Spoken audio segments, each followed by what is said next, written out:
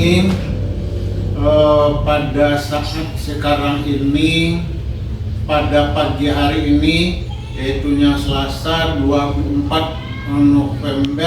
Oktober 2023, kebetulan pada pagi hari ini jam kita olahraga, maka dipergunakan waktu yang sedikit ini untuk melaksanakan pertemuan.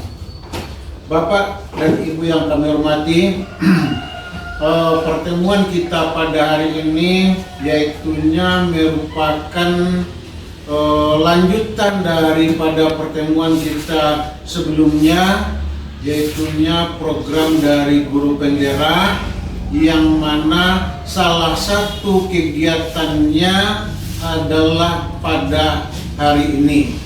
Maka dari itu pada kesempatan ini kami mengucapkan ribuan terima kasih kepada kita semua yang telah berkenan meluangkan waktu menghadiri acara kita ini. Mudah-mudahan apa yang kita harapkan, apa yang kita laksanakan, yang kita rencanakan terwujud hendaknya demi masa depan anak didik kita di masa yang akan datang.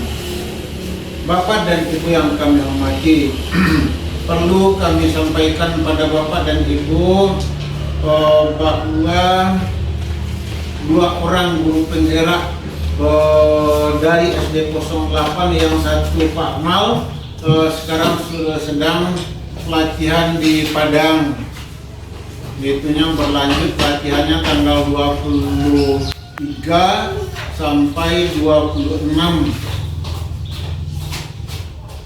Dan yang keduanya adalah Ibu Sari Anggraini, yang mana kegiatan pada hari ini yaitunya masalah pembuatan video pembelajaran dan lain segala macamnya. Bapak dan Ibu yang kami hormati, marilah kita buka acara kita ini dengan membacakan Bismillahirrahmanirrahim. Mudah-mudahan kegiatan kita pada hari ini berjalan dengan lancar dan baik hendaknya. Amin amin ya rabbal alamin. Maka untuk acara selanjutnya kita serahkan pada Ibu Sari Anggraini.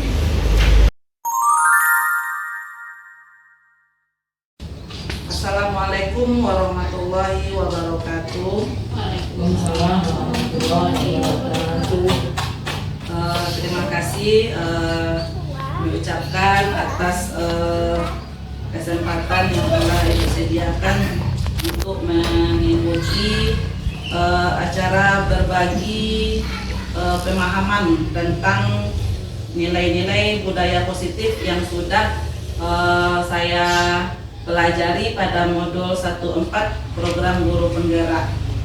Dalam materi modul 1.4 ini dibicarakan tentang konsep budaya positif yang ada di sekolah ataupun yang ada di kelas. Pada materi modul 1.4 ini ada banyak aspek yang dipelajari yang sangat berguna bagi perkembangan pembelajaran kita di kelas ataupun di sekolah. Izinkan saya berbagi sedikit tentang pelajaran yang sudah saya terima selama program guru penggerak yang saya jalankan di Angkatan 9 ini berlangsung. Baik Bapak Ibu, sebelum kita mulai, kita beri semangat sedikit pagi ini, seperti memberi semangat untuk anak-anak kita di kelas. Bagaimana kalau kita lakukan tepuk semangat? Bisa Ibu? Bisa. Dicontohkan, tepuk semangat. Semangat. Seperti itu ya Bu? Ya, oke. Ya Bu Sri? Ya Bu. Kita ulangi lagi. 1, 2, 3. Tepuk semangat. Semangat. Semangat. Terima kasih Ibu-ibu. Mudah-mudahan kegiatan kita pagi ini dalam berbagi pemahaman bisa kita laksanakan dengan baik dan kita bisa menerapkannya di kelas kita masing-masing hendaknya. Baik Bapak Ibu, ini tampilan pertama pada slide-nya, judulnya ini adalah merupakan aksi nyata pada modul 1.4 yang harus dikirim melalui video berdurasi lebih kurang 1 jam. Jadi pada hari ini saya meminta bantuan ibu-ibu untuk memberikan waktunya sebentar mendengarkan pemahaman tentang konsep budaya positif. Pada konsep budaya positif yang ada di sekolah ataupun di kelas, ada beberapa aspek yang muncul di dalamnya. Yang pertama yaitu tentang disiplin positif, motivasi dan perilaku manusia, kebutuhan dasar, keyakinan kelas, posisi kontrol, dan segitiga restitusi. 6 aspek ini sangat berpengaruh dalam proses pembelajaran kita di kelas. Yang sangat menarik bagi saya yaitu tentang keyakinan kelas dan segitiga restitusi. Nanti mungkin bisa kita bagi lagi informasinya, karena selama ini yang kita pahami itu adalah peraturan atau kesepakatan kelas. Ternyata ada lagi pelajaran baru yang saya dapatkan selama guru penggerak, yaitu kesepakatan kelas itu ternyata kurang baik dibandingkan dengan keyakinan kelas. Jadi sebaiknya di dalam kelas itu kita membentuk keyakinan kelas, bukan kesepakatan kelas. Nanti mungkin bisa kita lihat lagi apa perbedaannya. Kemudian untuk segitiga restitusi juga, yaitu tentang bagaimana kita memecahkan suatu masalah atau kasus yang terjadi di dalam kelas. Bagaimana anak kita bermasalah, bagaimana kita menyelesaikan masalah itu. Nah, juga ada nanti 3 tahapannya.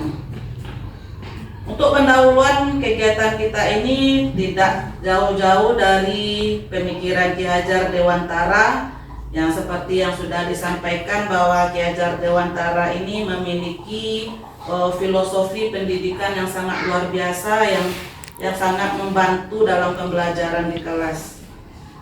Itu titik tolaknya. Kemudian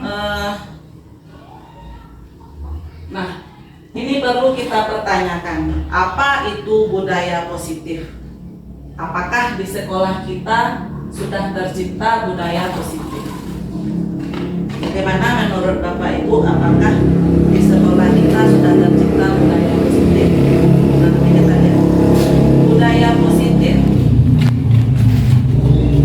Budaya positif yaitu perwujudan dari nilai-nilai atau keyakinan universal yang diterapkan di sekolah. Budaya positif ini mengandung nilai-nilai kebajikan. Nilai kebajikan itu sangat banyak, terutama pada kurikulum Merdeka yang kita jalankan saat ini. Itu semua nilai-nilai kebajikan ada pada profil pelajar Pancasila. Kita sudah menerapkan 4 kelas untuk kurikulum Merdeka. Nah, di dalam kurikulum Merdeka sangat terkait dengan nilai-nilai kebajikan, yaitu profil pelajar Pancasila. Nah, ini tadi yang menjadi pedoman kita memberikan pengembangan materi hari ini. Yang pertama tentang disiplin positif, memahami motivasi dan perilaku manusia berkaitan dengan hukuman atau penghargaan, pembuatan keyakinan kelas atau keyakinan sekolah, posisi kontrol seorang guru, dan penerapan segitiga restitusi dalam penyelesaian masalah. Nah, nilai-nilai budaya positif ini berakar dari 6 aspek ini, Bapak Ibu.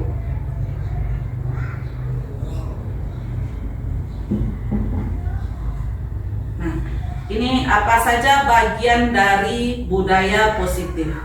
Di dalam budaya positif itu ada disiplin positif dan ada juga nilai-nilai kebajikan universal. Disiplin positif yaitu pendekatan mendidik anak untuk melakukan kontrol diri dan pembentukan kepercayaan diri. Disiplin berbeda sekali dengan hukuman. Meskipun disiplin sering diterapkan dengan menggunakan teknik hukuman.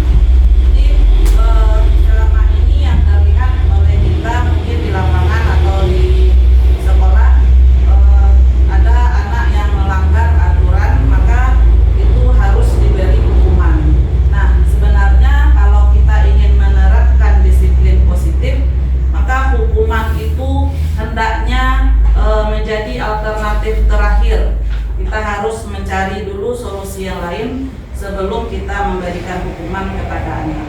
Tapi alhamdulillah di sekolah kita selama ini saya lihat pemberian hukuman kepada anak itu sangat jarang dilakukan oleh guru. Nah, untuk yang kedua, nilai-nilai kebajikan universal. Ini seperti yang sudah saya sampaikan tadi, yaitu nilai-nilai kebajikan itu sangat banyak, terutama yang ada pada profil pelajar Pancasila. Ini beberapa macam nilai-nilai kebajikan.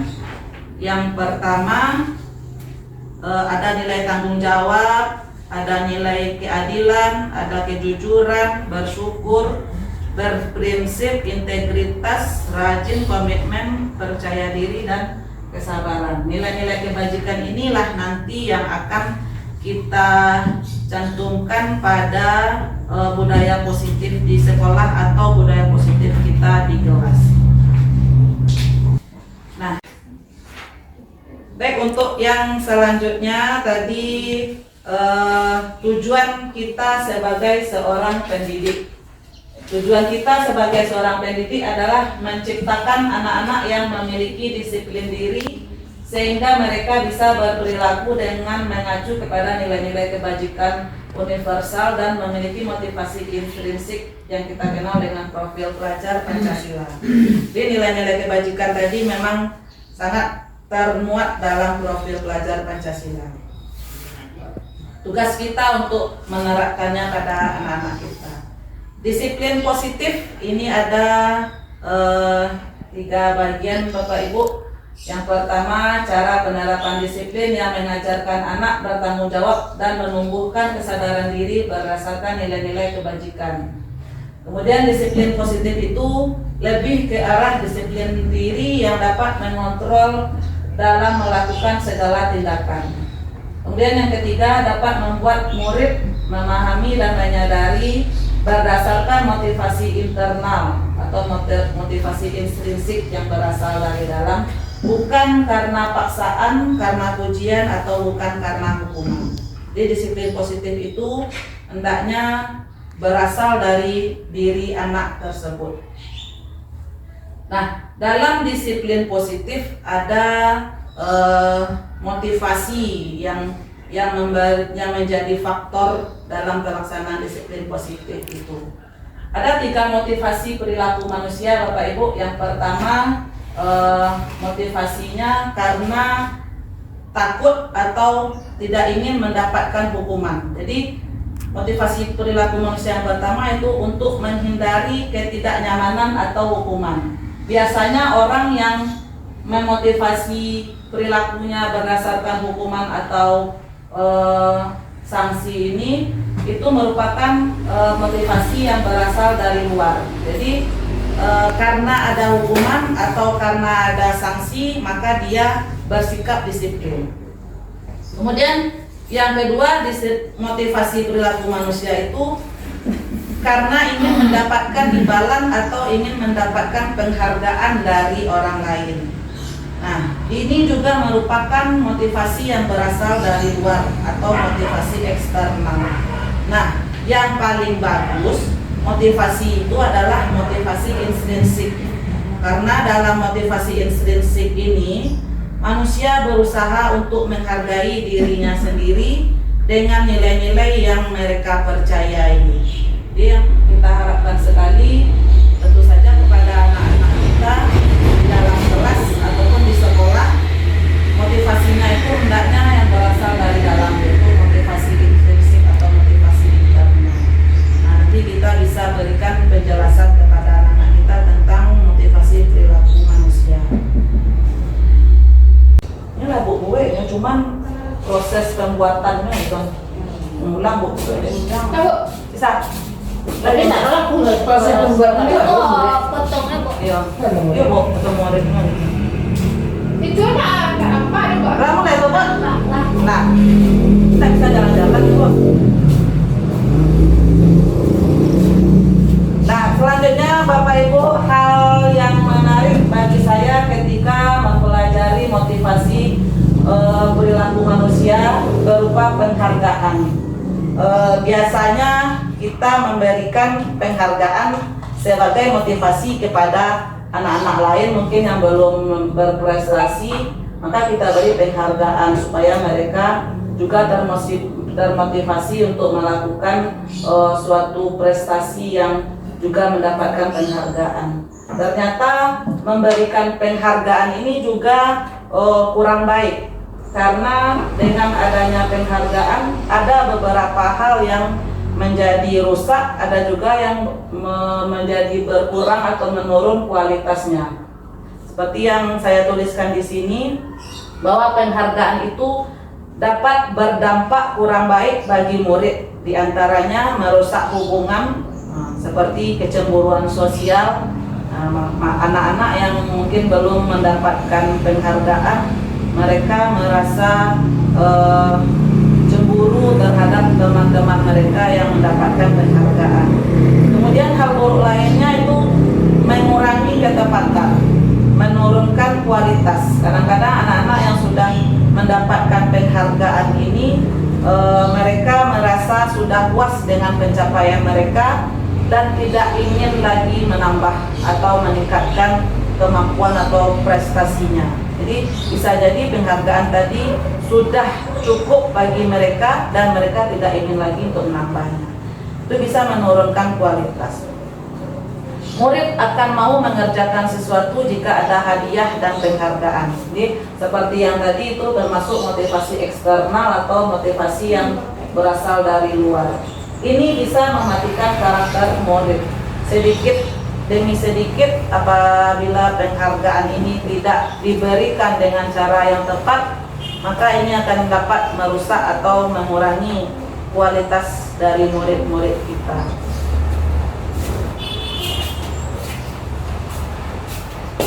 Nah, ini pada poin keyakinan kelas atau keyakinan sekolah.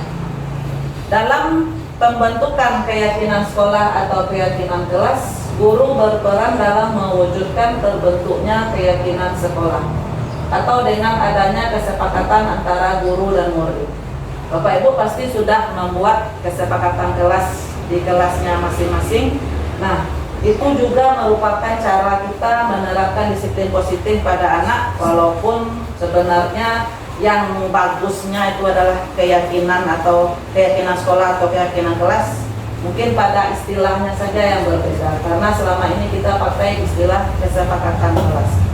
Keyakinan kelas atau keyakinan sekolah ini berupa pernyataan universal yang mudah diingat dan dipahami, serta harus diterapkan dalam lingkungan sekolah.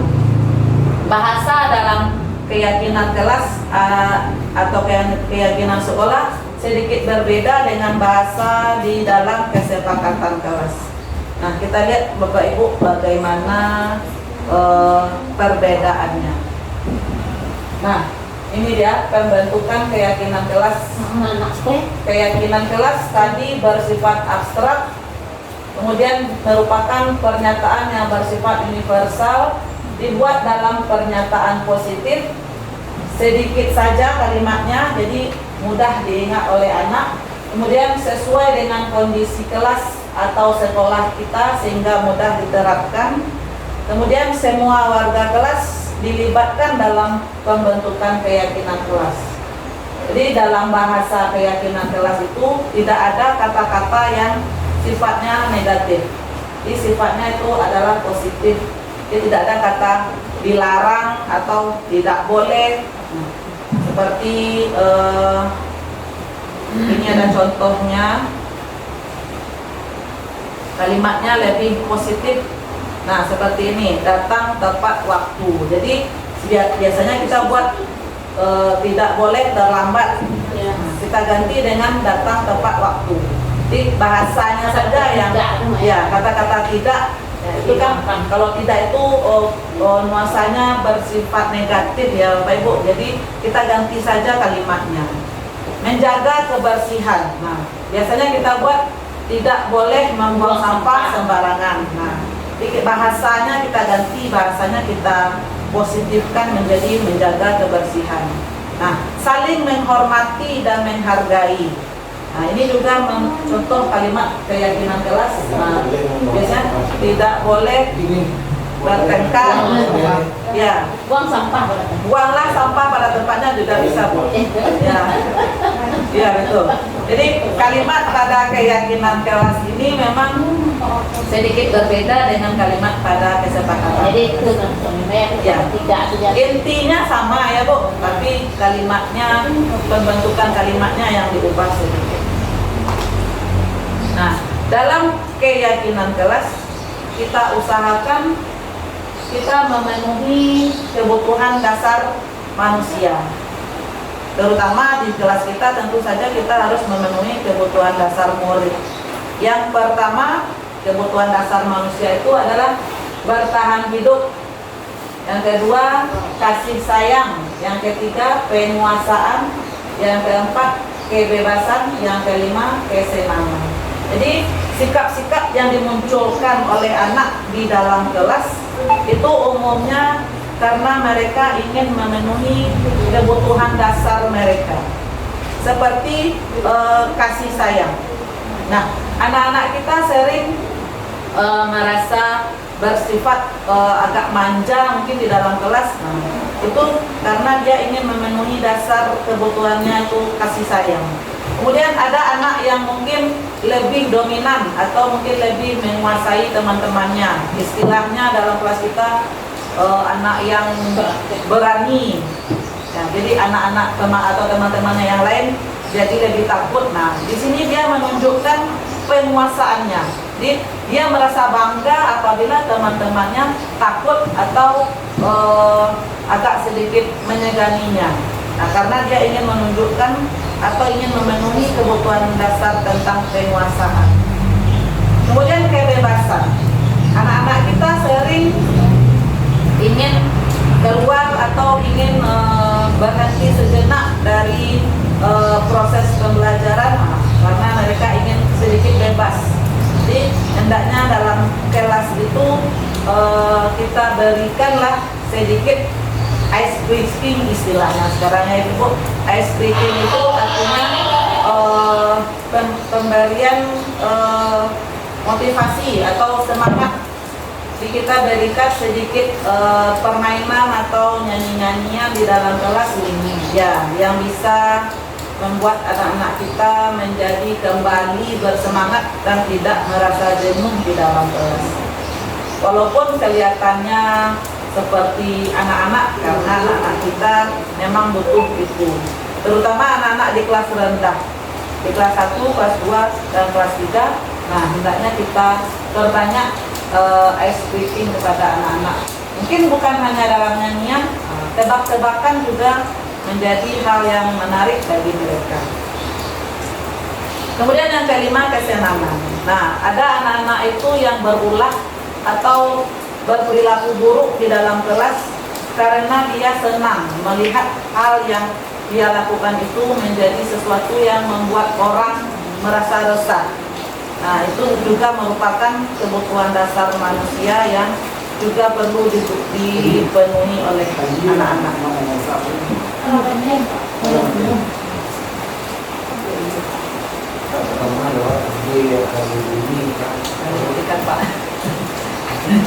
Nah, selanjutnya ini merupakan materi yang kelima, yaitu tentang posisi kontrol.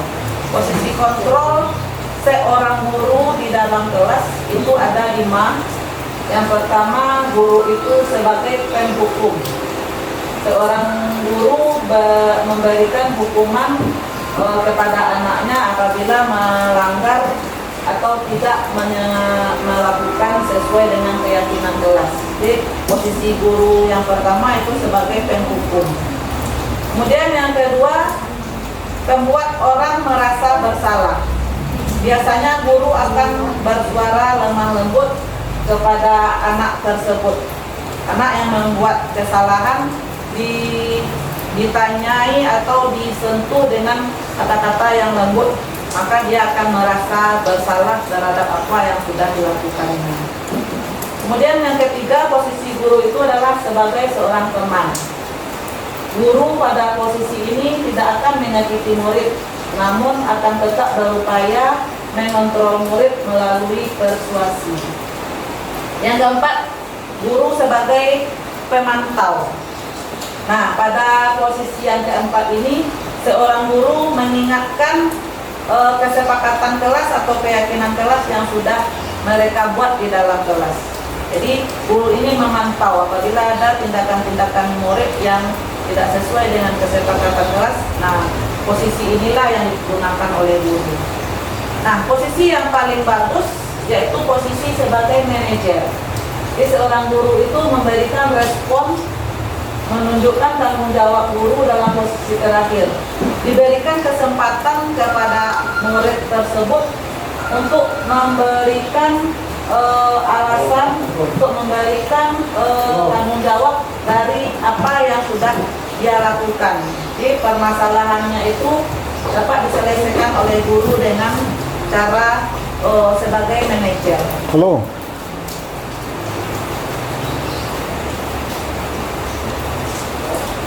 Nah, ini dia. Guru yang baik harus mengambil posisi sebagai manajer. Apalagi itu untuk kelas yang lebih rendah. Ya, hendaknya kita kepada murid itu tidak boleh terlalu keras suaranya. Jadi ini waktu itu kebetulan anak murid kelas 1 ya, Ibu, ini ada melakukan sikap atau perilakunya yang tidak sesuai dengan keyakinan kelas yang sudah dibuat. Jadi pada posisi manajer ini kita mengacu pada restitusi yang dapat menjadikan murid sebagai manajer bagi dirinya sendiri, sehingga tercipta identitas positif atau berhasil dalam diri murid. Kemudian dalam posisi manajer, guru berbuat sesuatu bersama murid. Jadi guru membantu murid untuk mempertanggungjawabkan perilakunya dan mendukung murid agar dapat menemukan solusi atas permasalahannya sendiri.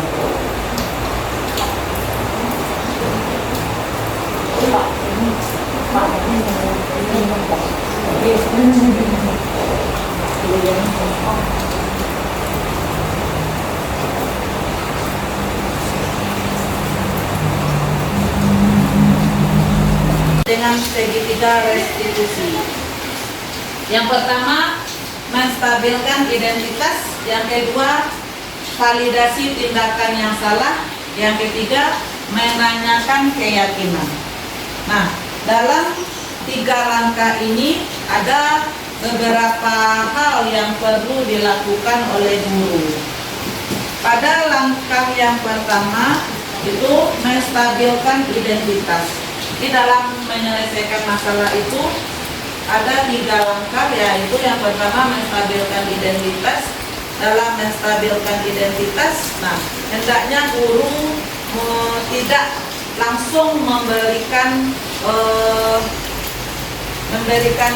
hukuman kepada murid, tetapi hendaknya guru memberikan kesempatan pada murid mengapa dia melakukan itu, apa alasannya. Kemudian nanti dilanjutkan dengan tahapannya yang kedua, yaitu validasi tindakan. Nah, seperti ini.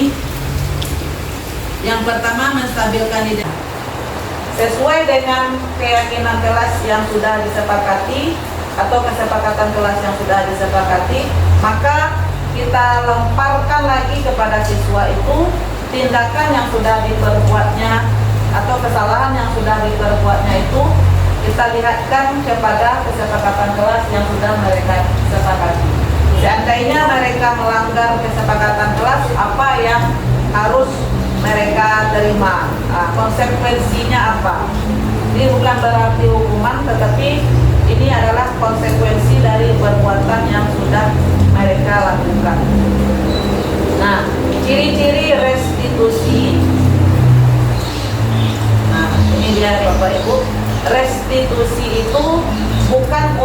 menebus kesalahan, namun untuk belajar dari kesalahan. Yang kedua, restitusi itu dapat memperbaiki hubungan. Maksudnya ini dari kesalahan yang sudah dilakukan anak, maka guru dapat membentuk atau dapat mengembalikan kembali hubungan antara anak dengan anak atau hubungan antara guru dengan anak dari kesalahan yang sudah diperbuat. Kemudian yang ketiga, restitusi itu adalah tawaran, bukan paksaan. Jadi dalam restitusi kita memberikan tawaran atau alternatif pemecahan masalah bagaimana yang bagusnya kepada anak kita. Selanjutnya, restitusi itu bersifat menuntun untuk melihat ke dalam diri. Jadi sambil kita memberikan nasihat kepada anak, ya bisa dia memperbaiki dirinya. Selanjutnya, restitusi mencari kebutuhan dasar yang mendasari tindakan. Jadi kita harus tahu dalam restitusi itu bagaimana kebutuhan dasarnya, apa yang mendasari anak melakukan perbuatan tersebut. Selanjutnya, restitusi adalah cara yang paling baik. Restitusi fokus pada karakter, bukan tindakan. Restitusi itu bersifat menguatkan. Restitusi juga fokus pada solusi, dan restitusi mengembalikan murid yang berbuat salah pada kelompoknya. Jadi setelah perbuatan salah yang dilakukan oleh murid, nah semuanya sudah diselesaikan oleh guru, maka kita kembalikanlah murid itu kepada kelompoknya agar dia tidak merasa minder atau dia tidak merasa bersalah lagi setelah apa yang mereka lakukan di dalam kelas. Nah, Bapak Ibu, untuk budaya positif ini hendaknya untuk diri saya pribadi ya Bapak Ibu, nilai dan peran guru penggerak. Nah, dalam budaya positif ini memang harus diterapkan. Kami di guru penggerak juga sudah mempelajari tentang nilai dan peran, maka dalam budaya positif ini dapat diterapkan apa-apa saja itu nilai dan peran guru penggerak yang sudah kami pelajari. Kemudian dalam budaya positif ini sesuai dengan filosofi Ki Hajar Dewantara dan juga sesuai dengan visi guru penggerak, sekaligus juga sesuai dengan visi sekolah yang sudah kita bentuk bersama dengan warga sekolah lainnya.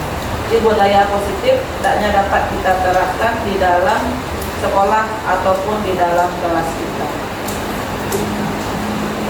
Sedikit berbagi pengalaman Bapak Ibu, pengalaman dan pembelajaran yang saya dapat setelah menerapkan konsep-konsep kunci tersebut.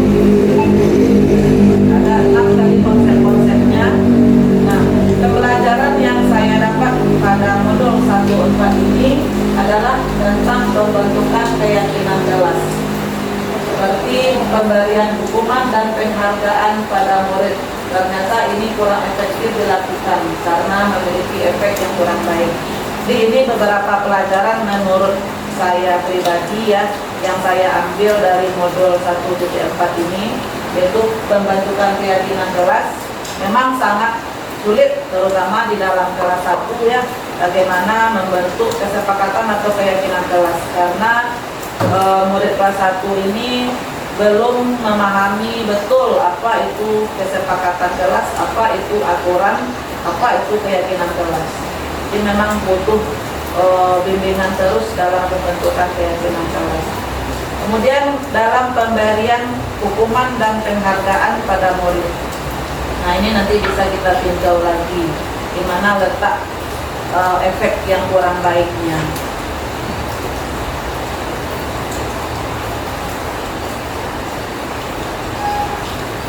Perubahan yang terjadi selama pembelajaran budaya positif di kelas. Yang pertama yaitu saya menyadari posisi kontrol yang biasa saya lakukan. Selama ini dalam memecahkan masalah, saya sebagai pribadi lebih sering memiliki posisi kontrol sebagai penghukum dan pembuat merasa bersalah. Kira-kira ibu-ibu yang lain bagaimana? Kalau secara pribadi memang baru menerapkan posisi kontrolnya sebagai penghukum dan pembuat merasa bersalah. Nah, seperti yang sudah disampaikan tadi, sebaiknya memang posisi kita yang paling bagus itu sebagai manajer. Jadi kita bisa sama-sama belajar lagi bagaimana kita memposisikan diri kita sebagai guru yang juga bersifat sebagai manajer dalam pemecahan kasus atau pemecahan masalah yang dihadapi oleh anak kita. Mungkin ibu-ibu yang lain juga bisa berbagi nanti bagaimana cara memecahkan masalah di dalam kelas, terutama anak-anak yang bertengkar atau mungkin mengganggu teman-temannya. Sedikit lagi ibu-ibu, ini pengalaman seperti apakah yang pernah Anda alami terkait penerapan konsep-konsep inti dalam modul budaya positif? Nah, ini pengalaman saya ya ibu-ibu, pengalaman yang pernah saya alami dalam menerapkan konsep budaya positif ketika saya mempunyai keinginan untuk menyelesaikan masalah pelanggaran atau indisipliner dengan memposisikan diri sebagai manajer. Terkadang sikap saya berbenturan dengan situasi dan kondisi yang nyata di lapangan waktu itu. Maka dari itu saya memerlukan suatu pendekatan khusus dalam mendiskusikan hal ini bersama teman sejawat. Jadi mungkin kita lebih bertanya kepada ibu-ibu senior ya, atau kepada bapak kepala sekolah bagaimana cara kita menyelesaikan masalah, karena mungkin bapak kepala sekolah atau ibu-ibu yang lebih senior sudah memiliki pengalaman yang lebih banyak dalam menyelesaikan pelanggaran atau indisipliner yang dilakukan oleh siswa. Itu memang yang saya alami secara pribadi. Merasa kesulitan apabila sedang menyelesaikan masalah anak. Nanti kita bisa berbagi ya ibu, ya Bu Nek. Mohon bantuannya nanti apabila ada masalah yang terjadi di dalam kelas, bagaimana cara menyelesaikannya yang lebih bagus. Selanjutnya, menurut Anda terkait pengalaman dalam penerapan konsep-konsep tersebut, hal apa sajakah yang sudah baik? Ini bicara tentang pengalaman sebagai calon guru penggerak ya Bapak Ibu. Di apa yang sudah baik? Nah, menurut saya yang sudah baik adalah di lingkungan kelas dan sekolah adalah disiplin positifnya, nilai-nilai kebajikan, serta keyakinan kelas yang dibangun bersama dengan berpihak pada murid. Jadi di sekolah kita yang saya lihat, walaupun kita perlu meningkatkannya lagi, tapi disiplin positif ada, nilai-nilai kebajikan yang sudah ada, serta keyakinan kelasnya yang di masing-masing kelas juga sudah kita bentuk bersama murid. Nah, adapun yang perlu diperbaiki itu adalah posisi kontrol, terutama saya sebagai calon guru penggerak. Saya sudah mendapatkan pelajaran tentang posisi kontrol ini, maka hendaknya memang saya yang menjadi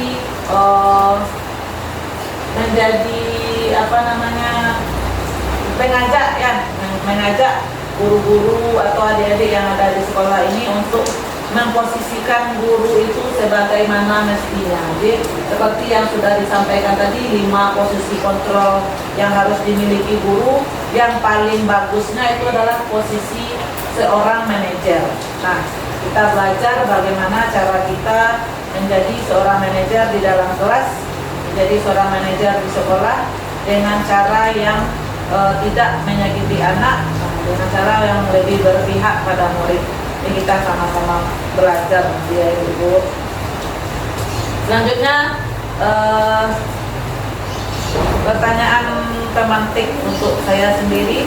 Sebelum mempelajari modul ini, ketika berinteraksi dengan murid berdasarkan 5 posisi kontrol, posisi manakah yang paling sering Anda pakai dan bagaimana perasaan Anda saat itu? Setelah mempelajari modul ini, posisi apa yang Anda pakai dan bagaimana perasaan Anda sekarang? Apa perbedaannya? Nah, berarti ini menilai diri sendiri ya Ibu. Di selama ini saya sebagai guru memang lebih sering menempatkan posisi kontrol sebagai penghukum dan pembuat merasa bersalah. Nah, jadi kita yang ingin diperbaiki tentunya kita sebagai guru mengganti atau merubah posisi kita sebagai manajer. Nah, memang posisi sebagai manajer ini adalah posisi yang sangat baik walaupun memang sulit untuk mencapainya. Memang itu yang ingin dilaksanakan untuk masa-masa selanjutnya. Baik Bapak Ibu, mungkin itu penyampaian berbagi pemahaman tentang budaya positif di sekolah ataupun di kelas. Kalau untuk di kelas, baru keyakinan kelas yang bisa saya bagi, nanti mungkin bisa kita revisi lagi tentang kesepakatan kelasnya. Kita bentuk keyakinan kelas dengan tahapan-tahapan yang sudah ada seharusnya. Nah, kita bisa buat keyakinan kelas bersama murid-murid kita di kelas yang berpihak pada murid. Terima kasih Bapak Ibu atas waktu yang sudah diluangkan dalam mendengarkan berbagi pemahaman ini. Mudah-mudahan dapat kita terapkan di kelas kita. Billahi taufiq wal hidayah. Wassalamualaikum warahmatullahi wabarakatuh. Waalaikumsalam warahmatullahi wabarakatuh.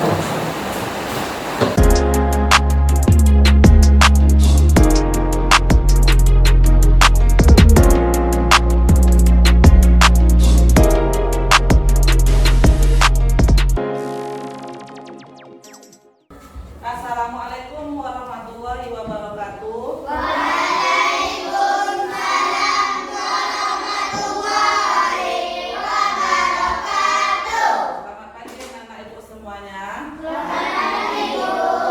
Bagaimana kabarnya hari ini? Baik, Bu. Ada yang tidak hadir? Tidak tahu. Alhamdulillah, semoga pelaksanaan pembelajaran kita hari ini bisa berjalan lancar sampai selesai. Nah, sebelum kita belajar, kita berikan semangat dulu sebelum kita belajar ya. Bagaimana kalau kita lakukan tepuk semangat? Bisa? Tahu tepuk semangat? Ibu contohkannya. Tepuk semangat. Semangat.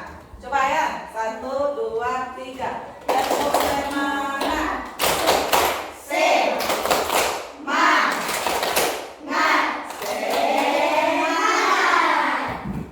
Supaya pembelajaran kita pada hari ini bertambah semangat, nah kita perlu melakukan pemberian motivasi ya. Kalau di sekolah itu namanya ice breaking. Nah, sebelum kita lanjut, coba anak ibu semua berdiri dulu.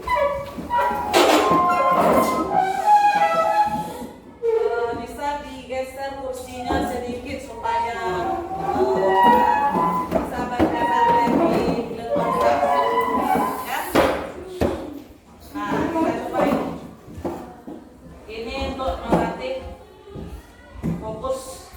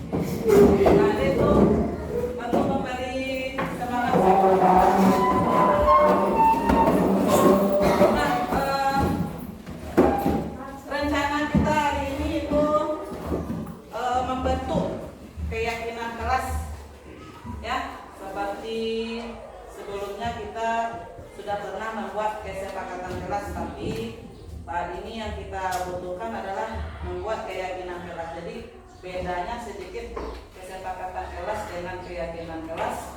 Itu kesepakatan kelas itu berupa aturan ya, ada hukuman di dalamnya, ada sanksi. Nah, kalau keyakinan kelas itu nilai-nilai yang sudah kamu yakini yang harus kamu patuhi di dalam kelas supaya kelas kita menjadi lebih nyaman, lebih tertib ya. Karena kesepakatan kelas atau keyakinan kelas itu kan berawal dari aturan. Kamu sudah belajar aturan kan? Apa itu aturan? Perintah. Apa lagi? Aturan itu adalah sesuatu yang bersifat mengikat ya, gunanya untuk mengatur perilaku kita. Kalau di sekolah berarti namanya aturan di sekolah. Kalau di dalam kelas berarti namanya adalah aturan kelas. Nah, dari aturan itulah nanti kita membuat kesepakatan, kemudian baru kita membuat keyakinan kelas. Nah, nanti ibu minta anak ibu mencurahkan ya, mencurahkan pendapat atau idenya atau usulannya tentang aturan di kelas kita supaya kelas kita ini semakin tertib, semakin bagus ya, semakin aman dan nyaman untuk kita tempati dalam proses kegiatan belajar mengajar. Ya, nanti ibu bagikan kertas ini satu-satu, kemudian kamu tulislah apa yang ingin kamu jadikan aturan atau kesepakatan di dalam kelas. Nah, setelah itu, setelah nanti kamu tulis, nanti kita tempelkan di kertas yang sudah ibu sediakan di papan tulis. Nah, baru kita pisahkan mana nanti yang akan menjadi keyakinan kelas kita. Bisa dimengerti anak-anak ibu? Nah, penanya sudah disediakan? Jadi kita tulis ya. Coba pikirkan dulu kira-kira apa aturan yang ingin kamu usulkan. Boleh satu, boleh dua, ya.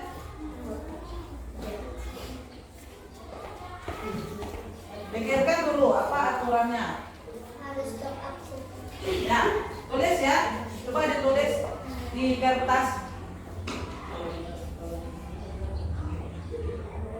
Nah, ya. Kalau ada yang dua, boleh dipotong saja kertasnya ya. Nah, kalau ada yang dua, kalau enggak satu aja. Coba pikirkan dulu apa usul atau ide kamu tentang aturan sekolah kita di kelas ya, aturan kelas kita.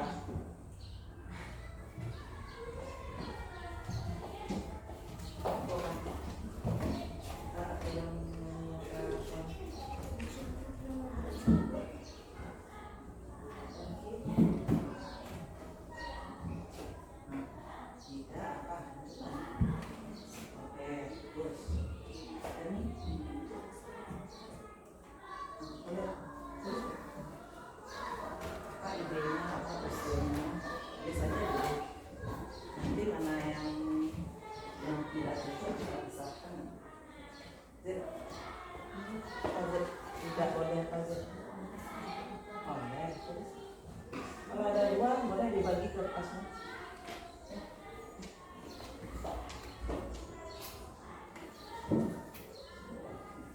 Nanti ditempel di jari yang di atasnya sedikit ya, baru ditempel. Pikirkan dulu. Pikirkan saja dulu.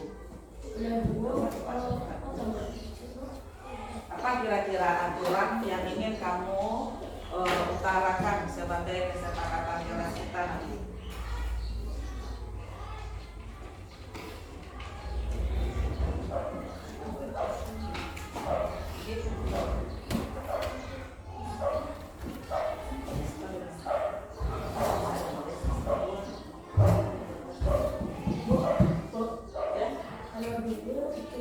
Boleh, itu ada.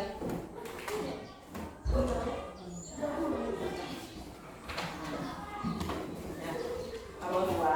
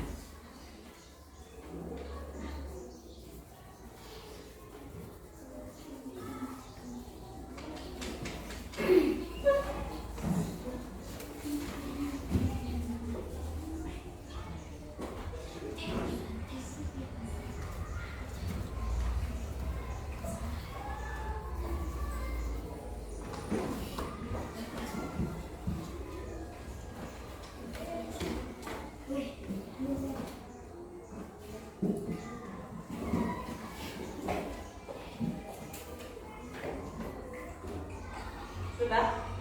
Kita tempelkan lagi.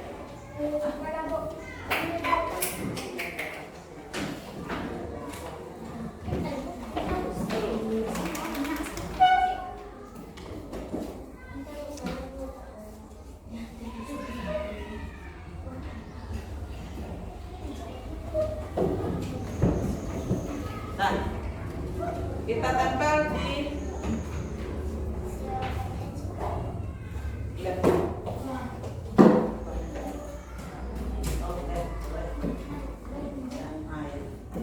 Lemnya bergantian saja ya. Nanti kita tempelkan di bagian ini dulu, ya. Semuanya mana yang sudah kamu tulis, tempelkan di sini.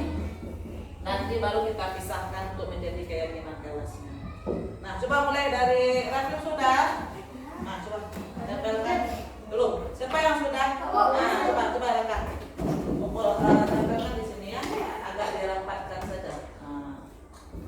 Nah, ini lagi rapatkan saja. Nah, siapa lagi? Ayo lalu. Nah, Raffi sudah? Nah, boleh pulang.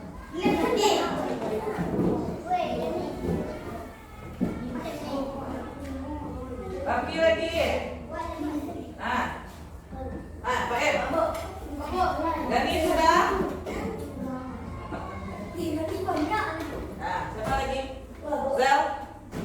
Ya, yang sudah? Nah, boleh. Berurutan saja ya.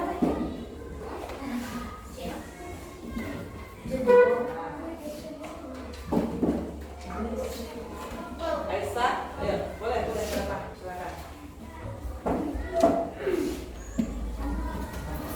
Dapatkan saja.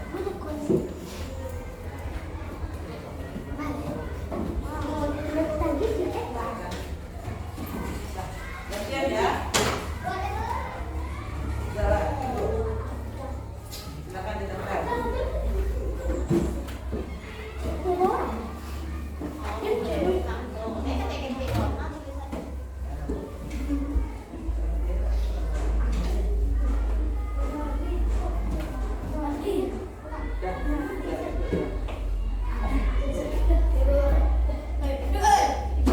Mana yang bisa ditempel tempelkan. Nah, itu boleh dilihat.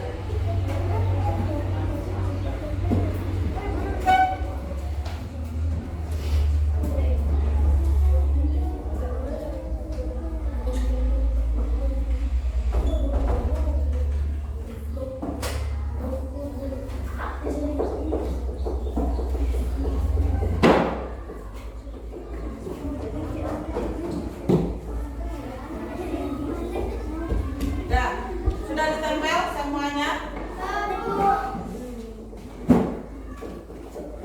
Bagian atas saja. Yang besar tolong potong sedikit.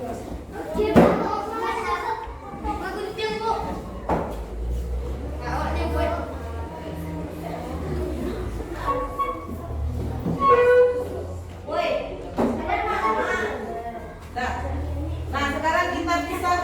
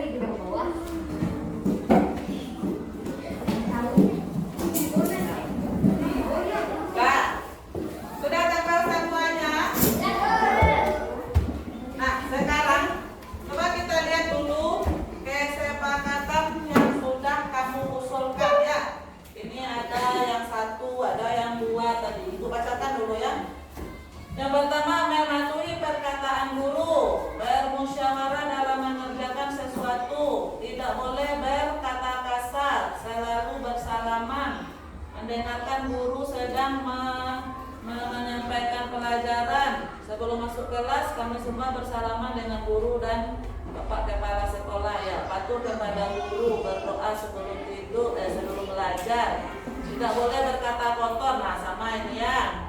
Berkata kasar, berkata kotor, bagus. Aturan di dalam kelas, piket sesuai jadwal ya, melaksanakan sholat duha. Belajar dengan sungguh-sungguh, melaksanakan sholat duha. Ini sama ya. Melaksanakan piket sesuai jadwal, tidak boleh makan di kelas, tidak boleh bermain ketika belajar, tidak boleh membuli sesama teman ya, bagus. Memperhatikan guru menjelaskan pelajaran ya, mempergunakan uang kas kelas dengan baik. Ini apa tadi? Tidak boleh berbicara saat jam pelajaran dimulai ya. Nih, ada beberapa yang intinya sama ya. Seperti ini tadi, tidak boleh berkata kasar, tidak boleh berkata kotor. Jadi itu intinya sama ya. Kita pisahkan. Piket sesuai jadwal. Nah, tadi ada juga piket sesuai jadwal berapa orang tadi itu. Nah, dia ada beberapa yang sama. Ya, itu juga termasuk aturan yang sudah kamu buat ya. Mana ada piket? Nah, piket. Nah, ini piket. Piket sudah?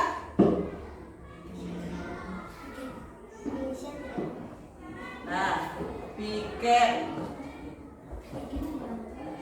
Nah, ini keyakinannya. Kalau bahasa keyakinan,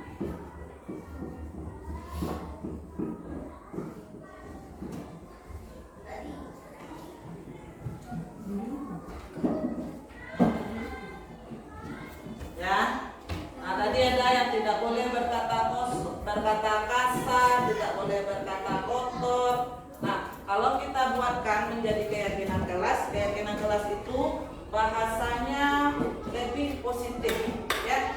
Kalau kita buatkan keyakinan kelasnya itu tidak pakai kata tidak ya, kita buangkan kata tidaknya, berarti kita harus berbicara dengan apa kira-kira? Lemah lembut. Dengan lemah lembut. Apa lagi? Sopan santun. Sopan santun ya, bagus. Berbicara dengan sopan ya. Ini yang pertama, berbicara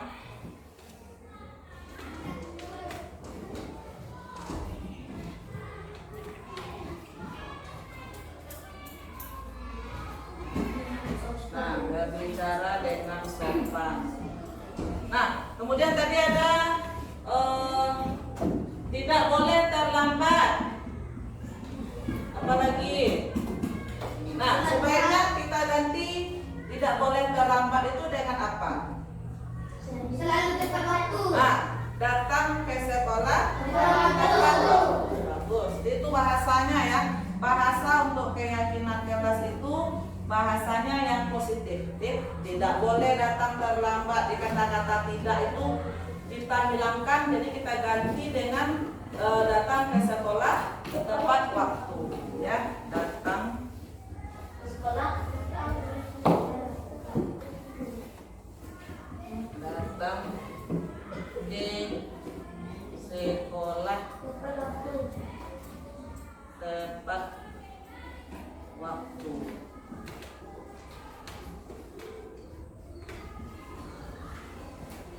Ya, apalagi?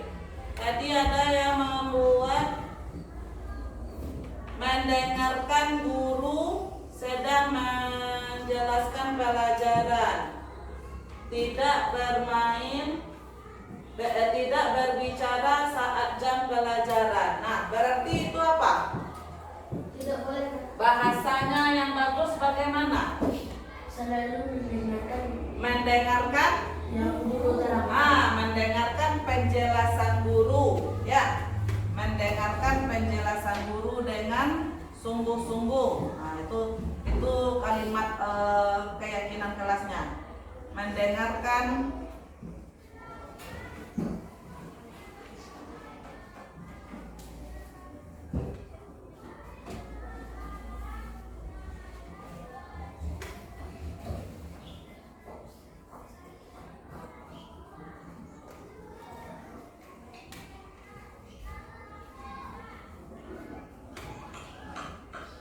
Nah, apa lagi?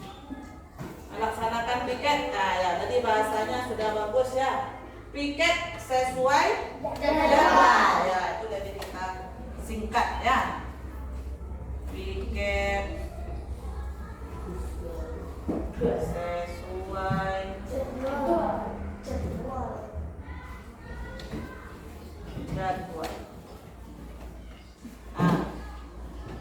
Ada lagi,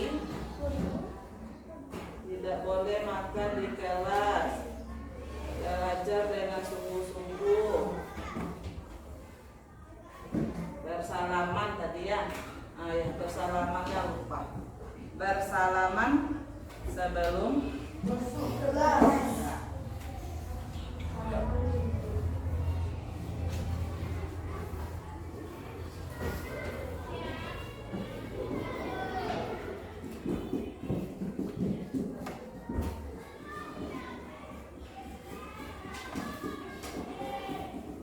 Nah, ini beberapa keyakinan kelas yang sudah kita sepakati ya.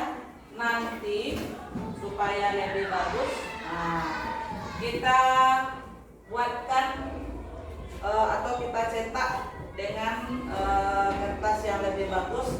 Kita tempel nanti di kelas kita ya. Nah, Ibu bacakan lagi keyakinan kelas kita tadi. Yang pertama, berbicara dengan sopan. Yang kedua, datang ke sekolah tepat waktu. Yang ketiga, mendengarkan penjelasan guru. Yang keempat, piket sesuai jadwal.